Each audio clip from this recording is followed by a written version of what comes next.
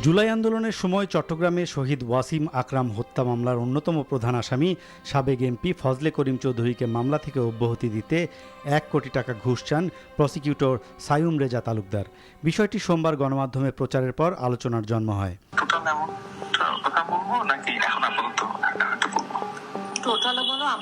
পরদিন মঙ্গলবার সকালেই সব প্রসিকিউটরদের নিয়ে বৈঠক করেন চিফ প্রসিকিউটর, যেখানে প্রসিকিউটরদের কড়া বার্তা দিয়ে চিফ প্রসিকিউটর বলেন এমন ঘটনা যদি আরও ঘটে তবে তিনি জিরো টলারেন্স দেখাবেন।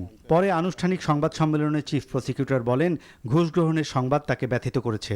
2-3 দিন আগেই পদত্যাগ করেছিলেন ঘুষ চাওয়া প্রসিকিউটর সাইয়ুম। তার সকল ফাইল নথি হেফাজতে নেওয়া হয়েছে বলেও জানান তিনি।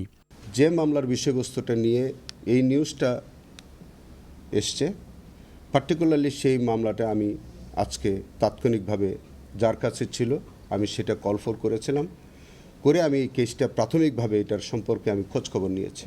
গতকালকে থেকে তিনি আর আমাদের প্রসিকিউশন টিমের সদস্য নন।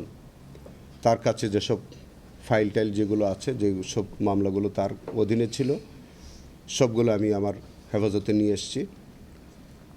তিনি যেসব সুযোগ সুবিধাগুলি ভোগ করতেন সেগুলো আমি তাৎক্ষণিকভাবেই আমি আমার হেফাজতে নিয়ে এসেছি।